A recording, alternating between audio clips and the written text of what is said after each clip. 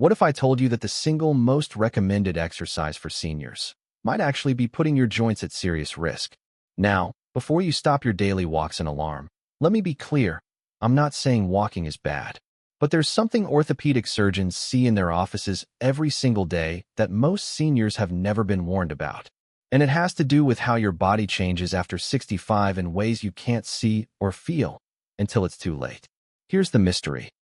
Two seniors, both 68 years old, both walking the same distance every day. One thrives. The other ends up with chronic pain, balance issues, and visits to specialists. What's the difference? It's not genetics. It's not luck. It's something so simple, yet 9 out of 10 seniors are doing it wrong.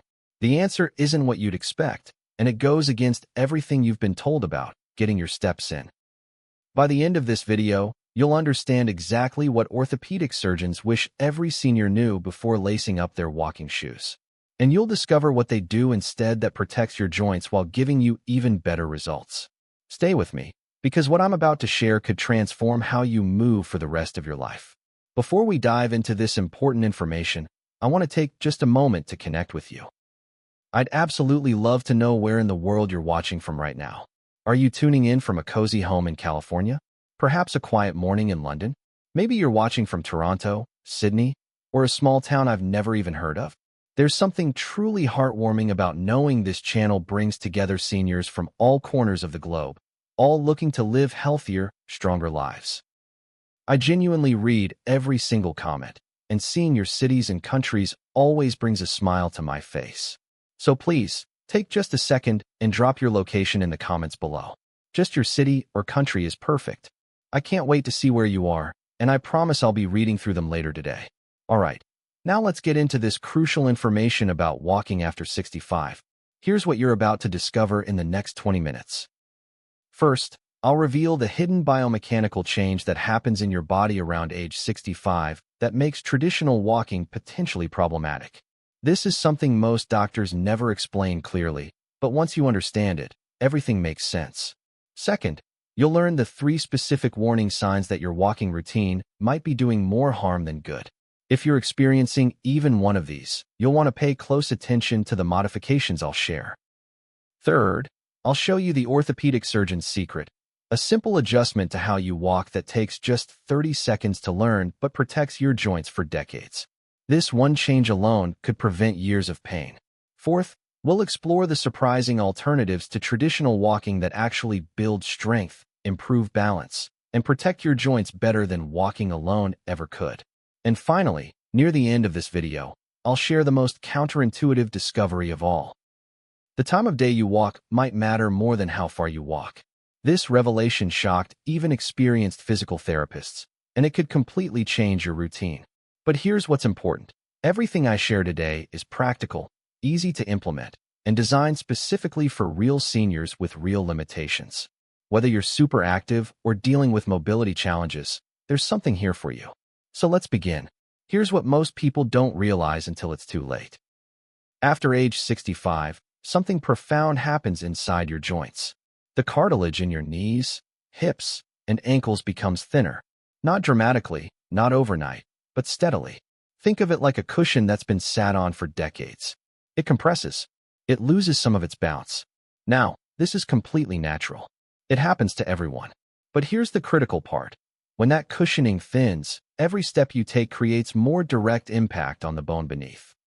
It's like the difference between walking on a plush carpet versus walking on hardwood floors. The floor doesn't change, but the cushioning does.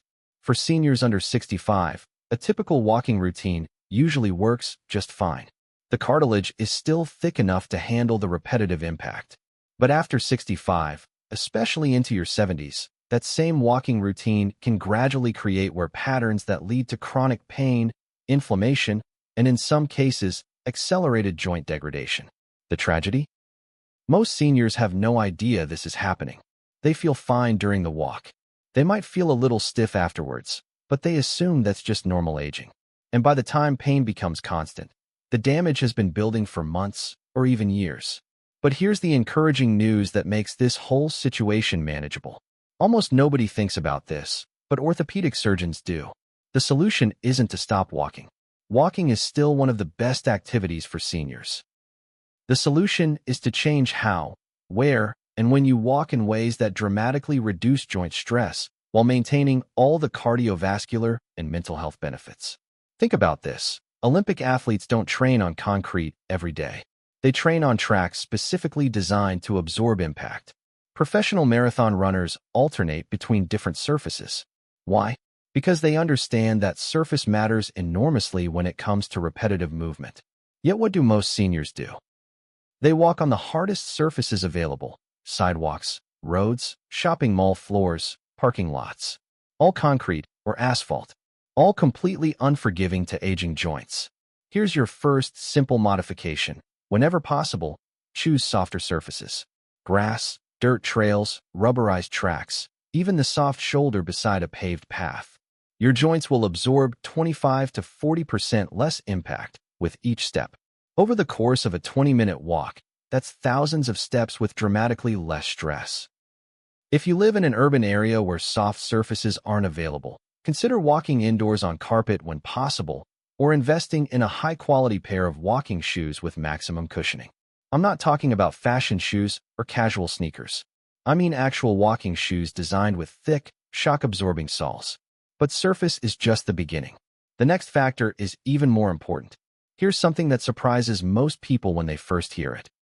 Walking faster isn't always better for seniors over 65.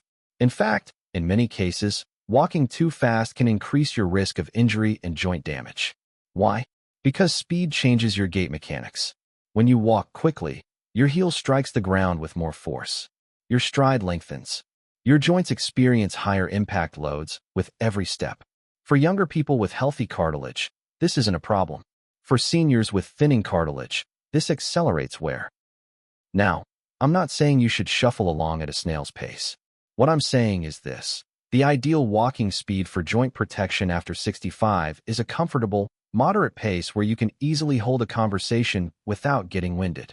Here's a simple test. If you're breathing so hard you couldn't chat with a friend beside you, you're probably walking too fast for optimal joint health. Slow down just a bit. You'll still get excellent cardiovascular benefits, but you'll dramatically reduce joint stress. And here's the interesting part researchers discovered recently. Most seniors focus on hitting a certain number of steps or covering a specific distance. 10,000 steps has become the magic number everyone chases. But here's what orthopedic specialists want you to know. For joint health after 65, how long you walk continuously matters more than total distance. Your joints handle stress better in shorter, more frequent sessions rather than one long marathon walk. Think of it like this. If you were going to lift a moderately heavy box, would you rather lift it 3 times with breaks in between, or carry it continuously for an hour? The total work might be similar, but the stress on your body is completely different. The same principle applies to walking. 2 15-minute walks spread throughout the day create less cumulative joint stress than one 30-minute walk, even though the total time is the same. Your joints get recovery time between sessions. Inflammation doesn't build up as much, and you still get all the health benefits. Here's my recommendation. If you're currently walking 30 to 45 minutes straight every day, consider splitting that into 2 or 3 shorter sessions. Morning, afternoon, and perhaps early evening. Your joints will thank you, and you might even find you have more energy throughout the day. But the next tip is even more surprising, and it involves something you probably never considered. Doctors rarely explain this clearly, but your shoes might be sabotaging your joints. Here's what happens. Most people keep wearing the same walking shoes long after they've lost their cushioning. Shoes compress over time. The foam breaks down. The support deteriorates. And unlike a worn tire where you can see the tread disappearing, shoe cushioning degradation happens invisibly. Experts recommend replacing walking shoes every 300 to 500 miles.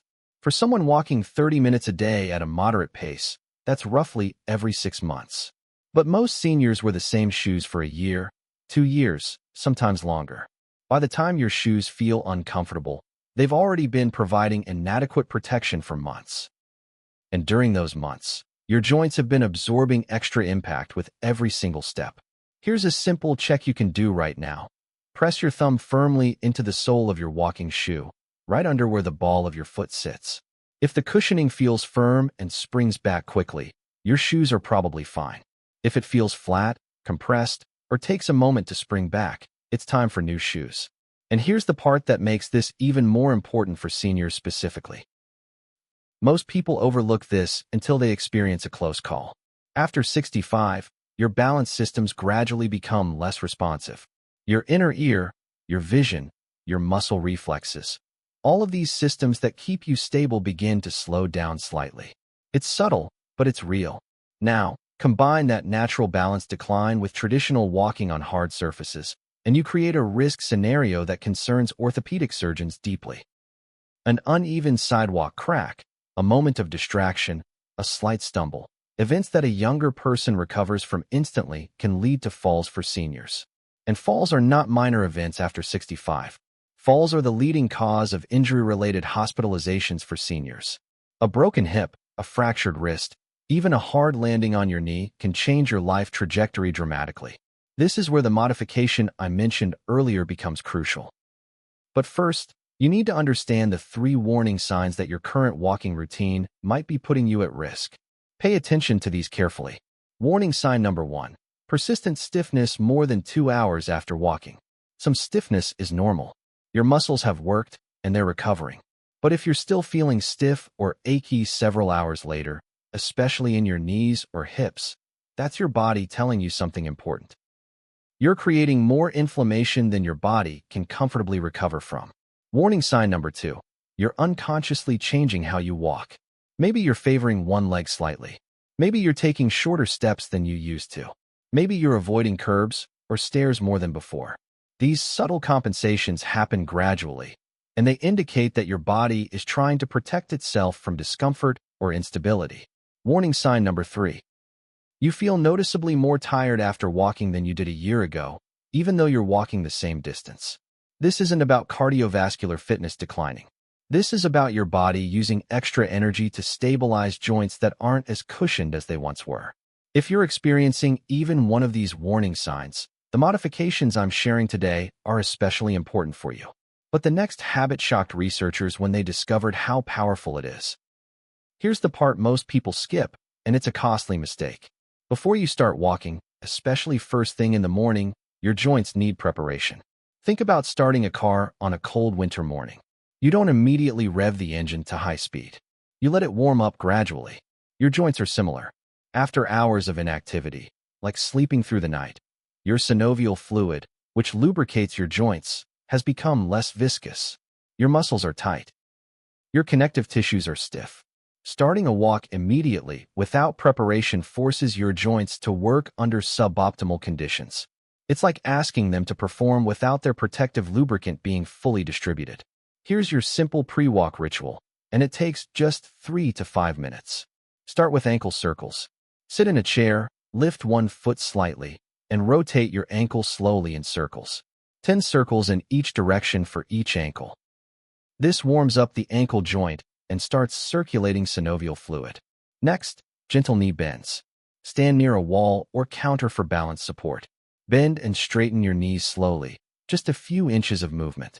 Do this 10 times. You're not exercising here, you're preparing. Finally, hip circles. Stand with feet shoulder-width apart, hands on hips. Make small, slow circular movements with your hips. 5 circles in each direction. These 3 simple movements take less than 5 minutes, but they prepare your major walking joints for activity. They increase blood flow, distribute lubricating fluid, and reduce the shock your joints experience with those first few steps. The seniors who do this consistently report significantly less post-walk stiffness and discomfort. But if you really want to protect your joints for decades, the next strategy is even more powerful. Almost nobody knows this until their doctor tells them after an injury. Walking alone, while beneficial, doesn't build the muscle strength needed to truly protect your joints as you age. In fact, walking primarily uses the same movement patterns over and over, which can create muscle imbalances. Here's what happens. The muscles around your joints, your quadriceps around your knee, your glutes around your hip, your calves around your ankle, act as shock absorbers and stabilizers. When these muscles are strong, they absorb impact that would otherwise go directly to your joints. When these muscles are weak, Your joints take the full force of every step. Think of these muscles as the suspension system in a car. A car with good suspension glides smoothly over bumps. A car with worn suspension transfers every bump directly to the passengers. Your joint muscles work the same way. The problem? Walking alone doesn't strengthen these muscles enough, especially after 65, when muscle naturally begins to decline through a process called sarcopenia. So here's what orthopedic surgeons recommend. Combine walking with simple strength exercises specifically designed to support your joints. You don't need a gym membership. You don't need complicated equipment. Here are 3 simple exercises you can do at home. Exercise 1. Sit to stand. Use a sturdy chair. Sit down, then stand up without using your hands if possible. If you need to use your hands, that's perfectly fine. Start there. Do this 10 times. This strengthens your quadriceps, which protect your knees, and your glutes, which protect your hips. Exercise 2. Heel raises. Stand near a counter for balance support. Slowly rise up on your toes, then lower back down. Do this 10 to 15 times. This strengthens your calves, which stabilize your ankles and support your balance. Exercise 3. Standing leg lifts. Stand near a wall for support. Slowly lift one leg out to the side, just a few inches, then lower it back down. Do this 10 times on each leg. This strengthens your hip muscles, which are crucial for balance and walking stability. Do these 3 exercises 3 times per week, on days you're not walking or before your walks. They take less than 10 minutes total, but the joint protection they provide is enormous. And here's why this matters more than most seniors realize. Here's a truth that changes everything once you understand it. Falls don't usually happen because seniors trip. Falls happen because seniors can't recover quickly enough when they start to lose balance. And the ability to recover from a balance disruption depends almost entirely on leg strength and reaction speed. Weak legs mean slower reactions. Slower reactions mean less ability to catch yourself. Less ability to catch yourself means higher fall risk. It's a direct equation. This is why walking alone, without strength training, provides incomplete protection as you age. You're maintaining cardiovascular health, which is wonderful, but you're not adequately building the muscle strength that prevents falls and protects joints. The good news? It's never too late to improve. Studies show that seniors in their 70s and even 80s can build significant strength with consistent, gentle resistance exercises. Your body remains remarkably adaptable, even late in life. By combining modified walking with simple strength exercises, you create comprehensive joint protection that traditional walking alone cannot provide. But the most counterintuitive discovery is still coming. Most people do the opposite of what I'll tell you next. When we think about safe walking for seniors, we imagine flat, smooth, predictable surfaces, sidewalks, indoor tracks, shopping malls. And yes, these surfaces reduce trip hazards. But here's the surprising truth. Walking only on perfectly flat surfaces might actually weaken your balance over time instead of maintaining it. Why? Because balance is a skill that needs practice with challenge. When you walk only on flat, predictable surfaces, your balance systems aren't challenged. They're not practicing recovery. And skills that aren't practiced gradually decline. Think about it like this. If you only ever practiced writing with large markers on big paper, you'd struggle when you needed to write with a pen on a small form. Your skill needs varied practice to remain sharp. The same applies to balance. Your balance systems need gentle, controlled challenges to stay responsive. So here's the modification. Incorporate gentle terrain variety into your walks whenever safely possible. Not dangerous terrain, not steep hills or rocky paths, but gentle variations. Walk on grass occasionally, where the surface is slightly uneven. Walk on a gentle dirt trail where your feet need to adjust to minor ground variations. If you have access to a track with a slight curve, walk the curve. It challenges your balance differently than straight walking. These gentle variations keep your balance systems active and responsive. They practice the small adjustments that prevent falls. Important caveat. If you have significant balance concerns or use a walking aid, stay on smooth surfaces. This advice is for seniors with moderate balance who want to maintain and improve it. Always prioritize safety first. And speaking of safety, the next factor is absolutely critical. Doctors see this pattern repeatedly, especially in certain seasons. Hot weather above 85 degrees Fahrenheit creates hidden risks for seniors. Your body's temperature regulation becomes less efficient after 65. You can become dehydrated more quickly than you realize. Dehydration affects balance, increases fall risk, and puts stress on your heart. Cold weather below 40 degrees Fahrenheit creates different risks. Cold stiffens joints even more than usual. It reduces blood flow to extremities. It makes surfaces potentially slippery. And breathing cold air can sometimes trigger respiratory discomfort. Here's your simple weather rule. If it's uncomfortably hot or cold, either walk indoors or wait for better conditions. There's no prize for toughness here. Your safety matters more than maintaining a perfect daily streak. And this connects directly to the revelation I mentioned at the beginning. If you've found even one useful tip so far that you can apply to your own walking routine, I'd truly appreciate it if you'd tap that like button below. It might seem like a small thing, but it genuinely helps YouTube share this information with more seniors who need it. And that means more people staying active, healthy, and pain-free as they age. Thank you for being here, and let's continue. Now I want to share something that even experienced physical therapists find surprising when they first learn it. The time of day you walk might matter more than how far you walk. Let me explain why this matters so profoundly. Your body operates on circadian rhythms, natural cycles that affect everything from hormone production to joint flexibility to mental alertness. These rhythms don't disappear as you age, but they do shift and become more pronounced. For joint health specifically, research has discovered something fascinating. Joint stiffness and flexibility vary significantly throughout the day. Your joints are typically stiffest in the early morning after hours of inactivity. They gradually become more flexible as the day progresses and you move around. They reach peak flexibility in late morning to early afternoon. Then they gradually stiffen again toward evening. This pattern has profound implications for walking safety and comfort. Walking first thing in the morning, which many seniors do out of habit or preference, means walking when your joints are at their stiffest and least prepared. This doesn't mean you shouldn't walk in the morning, but it does mean you need extra warm-up time and should be more cautious about pace and distance. Walking in late morning or early afternoon, roughly between 10 a.m. and 2 p.m., aligns with your body's natural flexibility peak. Your joints are more lubricated. Your muscles are warmer from daily activity. Your balance systems are more alert because you've been awake for several hours.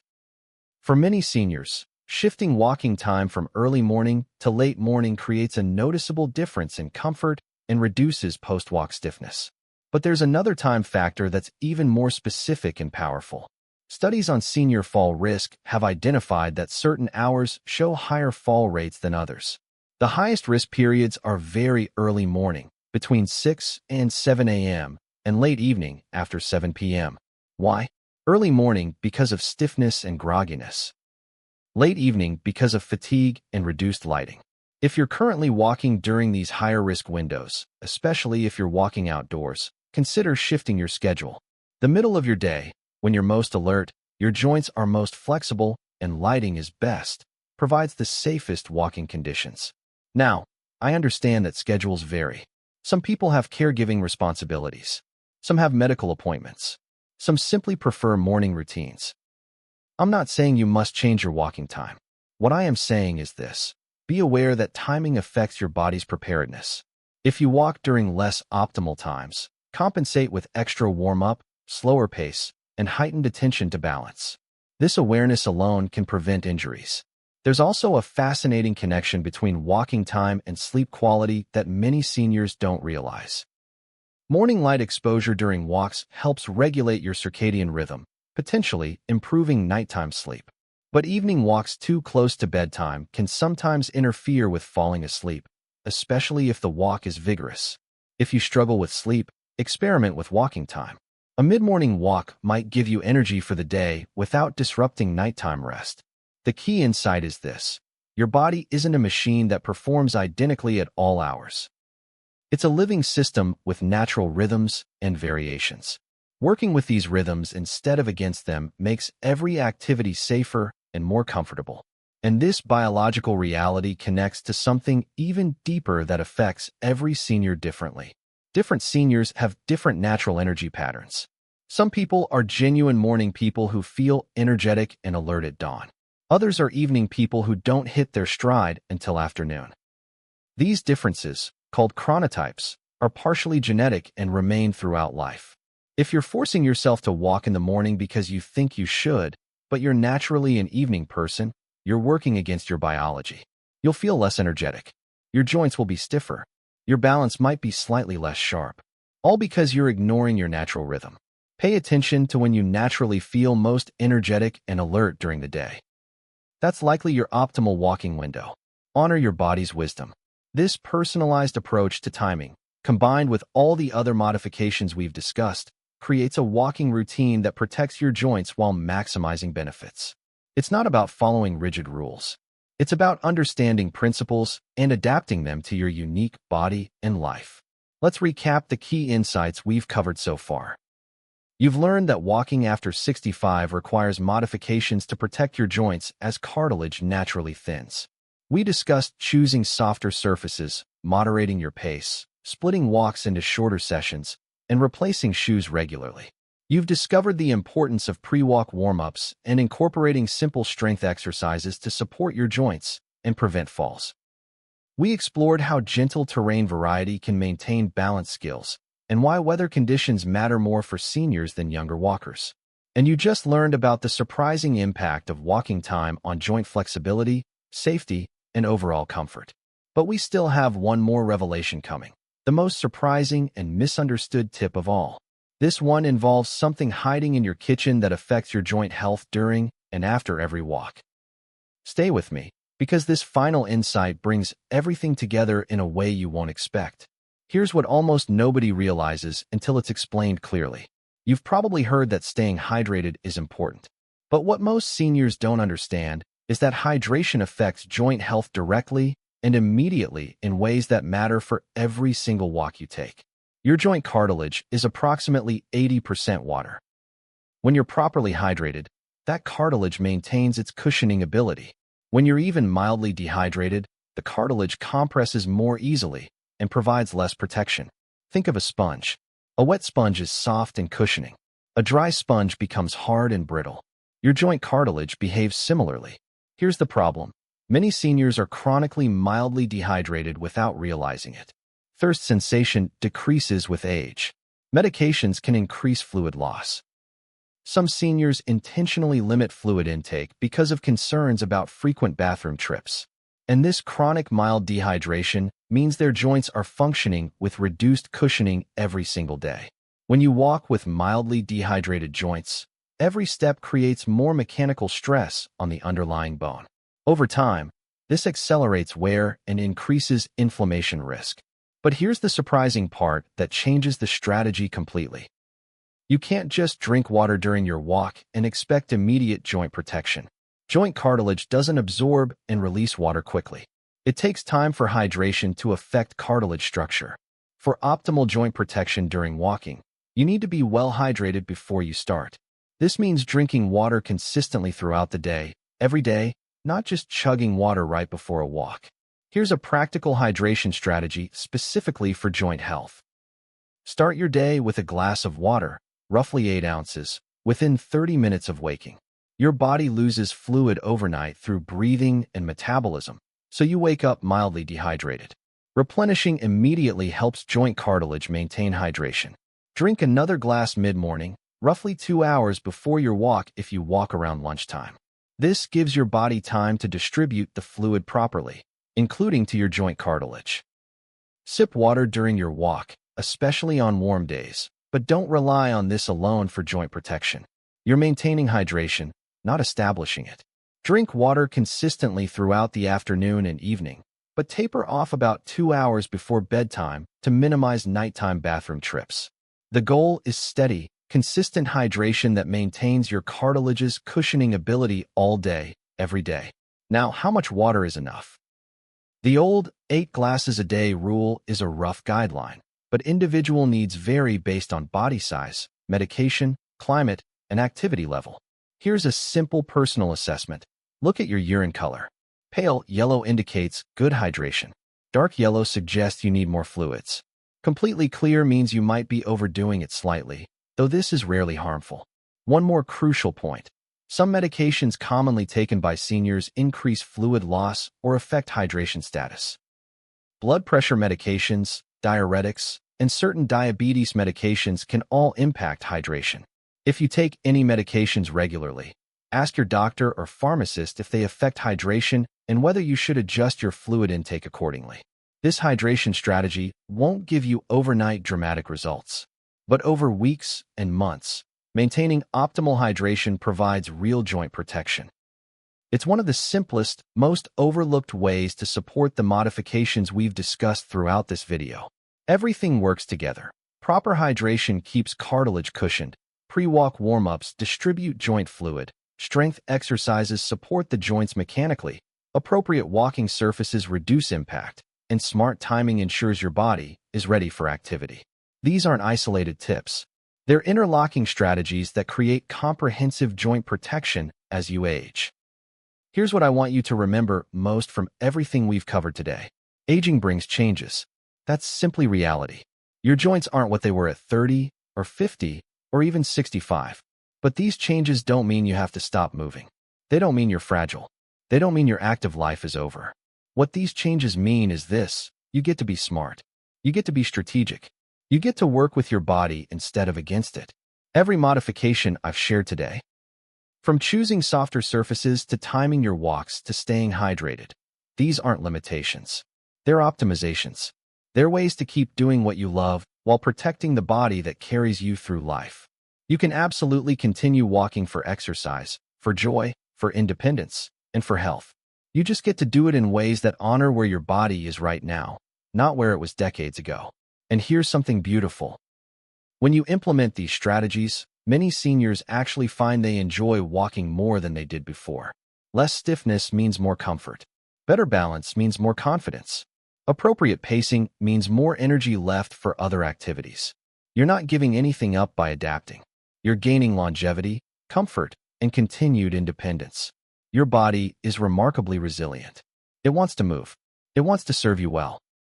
Give it the support it needs through smart modifications, and it will continue carrying you through years of active, fulfilling life.